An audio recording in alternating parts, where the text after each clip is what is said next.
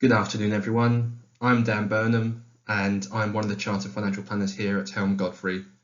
Across the next few minutes, I'm going to take you through a whistle-stop tour of the types of investments that parents and grandparents might want to consider for their children and grandchildren. So before we delved into the detail, I thought it prudent just to remember, if nothing else, exactly why it is we want to invest money. And ultimately, we invest money because we want to create wealth, but also we want to grow that wealth that we already have, that wealth that we previously created. Now, after the birth of our second daughter, Sienna, last year, this is something that Olga and I both sat down and said, look, this is something we really need to think about now. Is that we know that our girls at some point in their life are going to go through different financial needs and different periods whereby they're going to need access to capital. So how do we make sure that they have capital there ready and waiting for them so that they can do what they want? And from our point of view, the four things that we wanted to look at was education costs. So when they go to university, we want to make sure that there's money there readily available for them. Once they come out of university, then we want to help them get on the property ladder. So a potential house purchase and the ability to produce a deposit at that point. Hopefully at some point they'll both get married. And again, as parents of the bride, I'm sure we'll need to contribute towards that. And then a little while away, but still something that needs to be thought about, is they go to university, they come out, they work, then they do something else. And can we get them started on that something else journey straight away?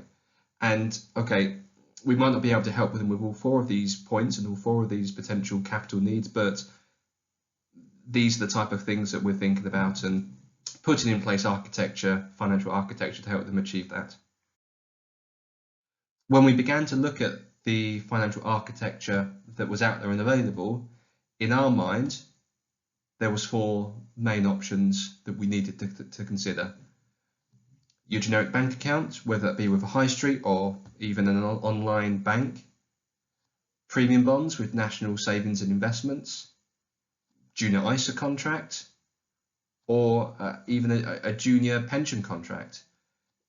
They were the four main options that we looked at, and across the next few slides I'm going to go into those options in a bit more detail and highlight what I think are the main advantages and disadvantages with each. Before I do, I just want to make it really clear that any gift, whether it be from parent to child or grandparent to grandchild, you still need to consider the relevant IHT legislation. These cash movements potentially into a junior ISA or a junior SIP, they're still seen as transferring wealth, and therefore it's really, really important that you consider your inheritance tax planning before making any contributions or transferring any money. The first option we looked at was just your regular savings account with your local high street bank. Now, one of the repercussions of the global pandemic that we've seen this year is that interest rates have been drastically cut. So that means that savers with money at the bank, the interest rate they're getting on their cash has been reduced significantly. On current accounts, I'd be surprised if many people are getting anything at all. Even with fixed term accounts of 2 years, 3 years, 4 years plus, research that MoneyFacts have produced show that the average interest rate across all those accounts is less than 1%, 0.84%. Now, that in itself might not seem like an issue. Where it becomes an issue is when you take into account the effects of inflation. Inflation, when it comes to cash, is the real enemy. Because look, if I give you an example, say there's an item, a piece of golf equipment, piece of clothing, whatever it might be, that you can go out, £100 in your back pocket, you can go into a shop today and buy that piece. Fine, absolutely, you can have it in your hands, it's yours to keep, it's now yours. For some reason you think, actually no, I'm not going to buy it today, I'm going to buy it this time next year. Okay, nothing wrong with that. You say, okay, with that £100, I'm going to do the right thing, I'm going to stick it in my savings account with my local bank. That will, by doing so, that will make me some money over the next year. I will then go and buy that piece that I want, and I'll have a little bit of money left over from the interest I received. Absolutely nothing wrong with that. Where the problem creeps up is that that item that's £100 today isn't worth £100 next year, because the cost of living has increased the cost of that item from £100, it's increased it by 2%, so it's now worth £102. The £100 that is sitting in your bank account has maybe attracted an interest rate of 1% to keep things simple. You've now got £101. You go into the shop, you pick out the piece, here's my £101. I'm sorry, my friend, it's now worth 102. You can't have it.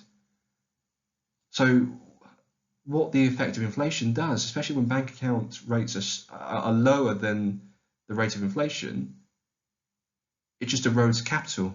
And that's just that example is just over a year. If you compound that over the long term, the situation just gets worse and worse and worse. So at present, for long-term savings, for long-term investment and wealth creation, bank accounts just don't cut it. And then the option we looked at, which was premium bonds, and again, when you consider that the average rate of return on premium bonds is currently 1%, the same situation holds true. Okay, yes, with premium bonds, you do have the ability to win far in excess, and you can win $1 million, but the chances of that are so remote, they're not really worth considering. So when Olga and I looked at the options and thought, okay, Sienna was born last year, Sarah's a little bit older, we're looking at investment time horizons of at least 15 years plus. The idea of investing money in cash, whether that be current account, savings account, or premium bonds, there's just absolutely no case that we could make for that.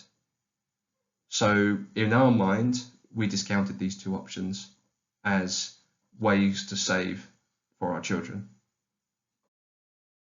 So after discounting bank accounts and premium bonds, our next thought was junior ISAs. Now, junior ISAs are, at least from a tax point of view, very much like their adult ISA counterparts. Any income that the ISA produces, completely tax-free. Any gains that the ISA produces, again, completely tax-free. The two main differences are, number one, the amount that can be invested each and every tax year. With the junior ISA, it's 9,000 as opposed to the adult ISA, which is 20,000, as we already know. The second key difference, and probably the main difference and something that really needs to be thought about, is unlike a normal ISA whereby you can invest one day and theoretically take it out the next, with a junior ISA, that money is locked away until the child turns 18. So as a parent or as a grandparent, if you invest some money just after birth in the child's name, that money can't be accessed until the child is 18. When the child gets to 18, the account goes from being managed by the parent or the grandparent to being fully controlled by the child. At 18, the child can get, if they want, they can access the money there and then. In totality, no questions asked.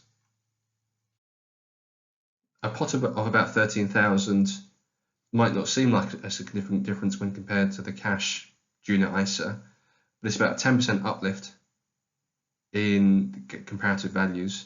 Now, yes, it's all hypothetical. Yes, with investment returns, you can lose money, but over the long term, you would expect investments to outperform cash. So again, when looking at the options, when we start to think about Sienna and Sarah and where money should be invested for them, we really, really thought that junior ISAs were a very, very strong contender, but just the stocks and shares option as opposed to the cash. Now, in that example where the child is actually working and earning money and is a taxpayer at either the higher or additional rate, where planning can really start to help is there are some very, very key points at which, from a tax point of view at least, adults start to lose certain benefits. So a key one is, there's probably two key points actually. The first one is child benefit. So that high earners above 50,000 start to lose their entitlement to child benefit. And the second one is those earning 100,000 above start to lose their personal allowance. Now, what a parent or grandparent can do in that instance is actually make a pension contribution on behalf of the child to bring their total income, or to bring not their total income, sorry, but their adjusted income down below the certain threshold, so that they then regain access to either child benefit or their full income tax personal allowance in that instance. So if you're thinking about inheritance tax planning and you're thinking about how to pass money on down the generations, whilst pension planning on pension contributions for the child or the grandchild might not seem particularly relevant in the short term, there are definitely some little instances whereby a small pension contribution as a one-off can really make a massive difference, both for the long term in terms of adding to their pension provision, but also short term by making sure that they either keep access to perhaps child benefit or their full personal allowance if that's relevant. Whilst it's a fantastic foundation, there are really two key issues when it comes to junior pensions. The first key issue is the child cannot access it until they're 55, based on today's legislation. And let me just flick over because this is explained. So just to reconfirm, the earliest age at which you can currently access your personal pension provision is 55. Of course, governments do like to change or play around even with the tax legislation and pension legislation, so there's no guarantee that that will stay 55. A second point that I just want to touch on is the taxation when the child eventually comes to take money from the pension. Now, based on current legislation, 25% of the pot can be taken tax-free. The rest is then subject to income tax at the child's or the recipient's, as it will be, marginal rate. Potentially, those withdrawals could be subject to higher rate or additional rate tax, so taxed at 40% or even potentially 45%. Now, on the way in, because they weren't earning, the contributions from the parent and the grandparent, the child received basic rate tax relief. So they got 20% credit, so to speak, on the money. So they got 20% on the way in, but potentially paying 40 or 45% on the way out. So it is very, very difficult to plan for this and trying to project forward how successful and how much capital someone's going to have in 50 years or 55 years, but it's part of the consideration when looking at all the various options available and deciding which route and which pathway and which architecture you want to put in place. So that brings to a close the whistle-stop tour of the options we looked at when we thought about putting in place some financial infrastructure for our daughter's long-term needs. Of course, when considering putting in place any type of financial product, it's important to consider your individual needs, circumstances, and wishes. So before you do anything, please do sit down and discuss the options with your usual planner at Helm Godfrey, who will be happy to answer any questions that you have and discuss the unique advantages and disadvantages of each option given your own circumstances.